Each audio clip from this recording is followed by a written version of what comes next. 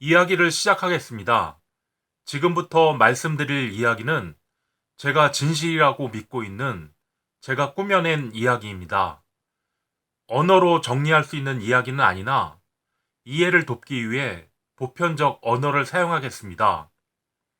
제가 그냥 개념으로 사용하는 말이니 그 말에 집착하지 마시고 소원하는 바를 이루시길 바랍니다.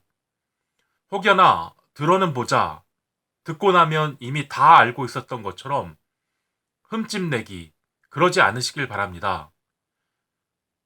아직 세상에 없던 얘기를 말씀드립니다.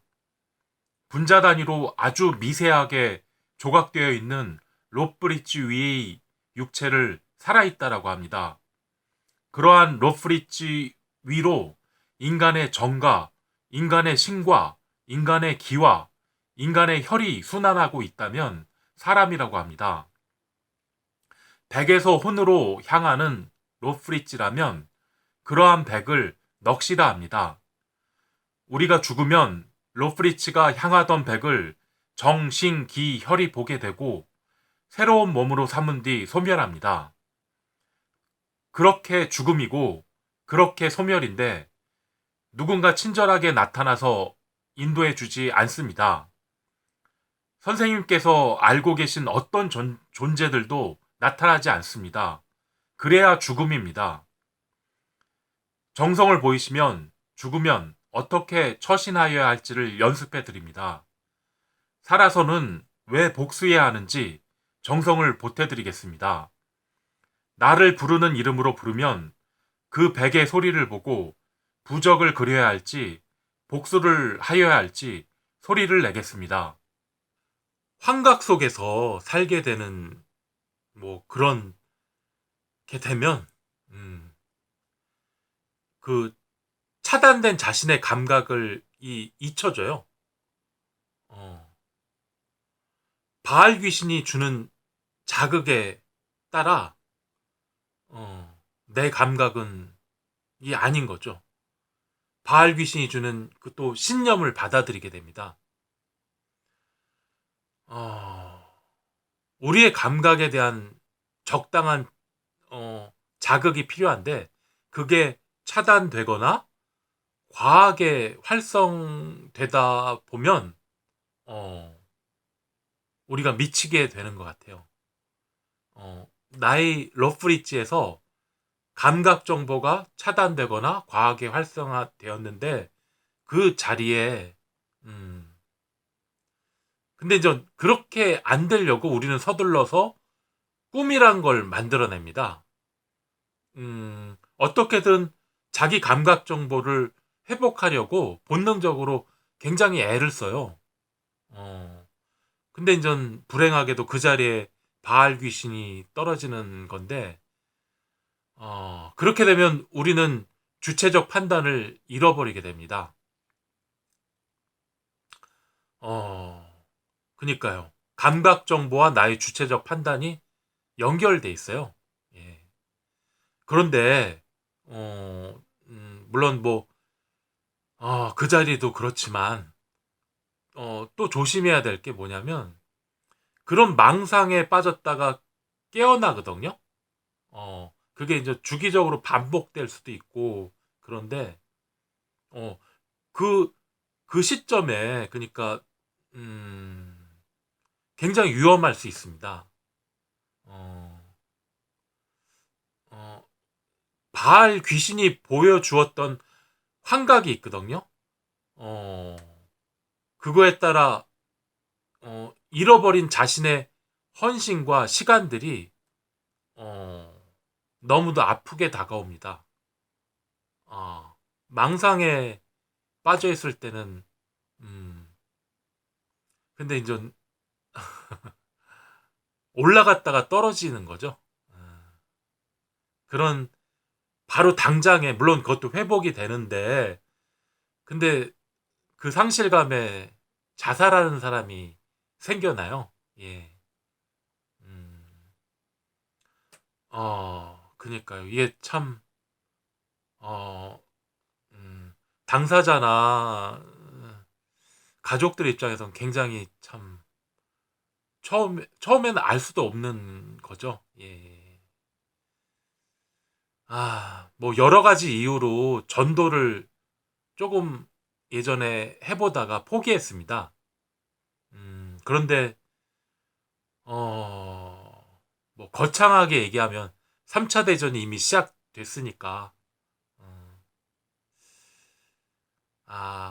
소리가 사라지지 않게 기억이라도 남겨야겠다 생각하고 유튜브로 떨어뜨립니다.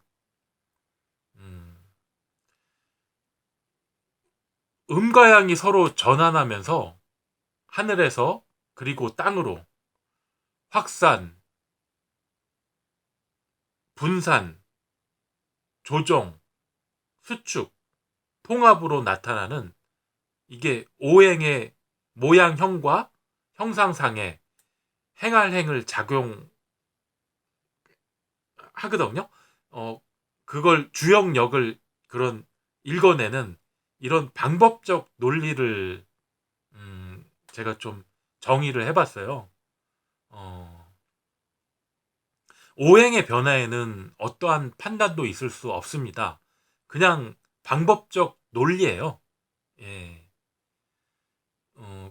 그거에 뭐 가치 판단을 할 이유가 없는데, 어, 근데 이제 다만 그것이 뭐 사주팔자, 처한 상황과 사람들, 기륭, 운빨, 뭐 이런 모양새, 그 모양새라는 것도 오행의 순환 적합성으로 보는 것이지, 뭐 딱 고정되거나 멈춰서 한정해서 거기에 가치 판단을 개입시키는 굉장히 흉한 짓입니다. 뭐 이렇게 말씀드리면 어, 맥 빠지는 소리로 들리실 수도 있어요. 예. 그 어차피 인생사 구질구질해서 팔자는 쪽박일 텐데 오행이 화려한 사주가 없어요.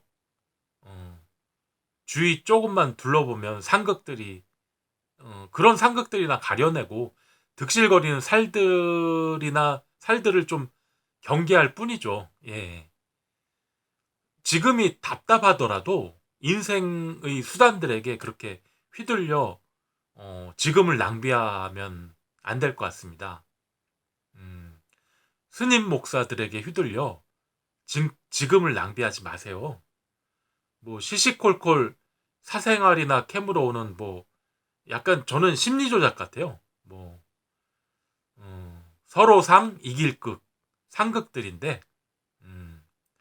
살들이 득실거리고요. 예, 예. 죽일 살. 근데 대려 그걸 용신한다 여겨요. 예. 어, 우리는 답을 찾도록 길들여져 왔습니다. 그래서 바로바로 누군가 정답을 주기를 원합니다. 나의 슬픔을 해결해 주길 원합니다. 그런 갈망에 휘둘리는 거. 그러다 보면 조금만 친숙해지면 내가 안다고 착각을 합니다. 가치 판단을 거기다 개입시켜요.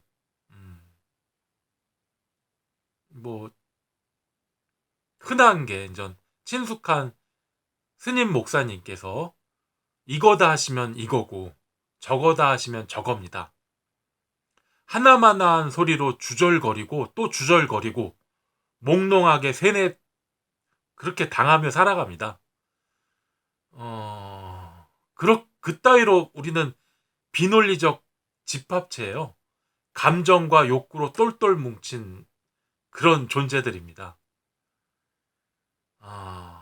이따위로 가치 판단이라는 게 결국은 편가르기예요. 흑백 모드. 예. 그러다 간혹 흥분 상태에서는 말귀도 못 알아듣죠. 친숙하니 안다고 우겨댑니다. 모르면서 설쳐댑니다. 모르면서 화를 냅니다. 근데 조금만 살펴보잖아요. 현실은 어, 그래요. 우리도 그렇고 렌트 시킹 소사이티.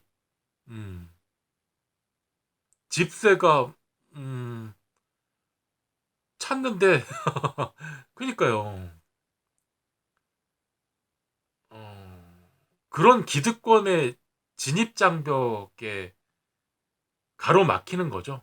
뭐 꼼짝달싹 못하고 평생 그 실장님 나오는 그 막장 멜로 드라마만 들이다 쳐보다가 근데 이게 한국, 중국, 태국, 필리핀 다른 나라들도 뭐 별반 다르지 않을 거라 생각합니다. 또 제가 또 많이 봤고요. 월세가 그 집 가장의 한 달 월급입니다. 언감생심 땅을 어떻게 사요? 가난해서 어떻게 벗어나요?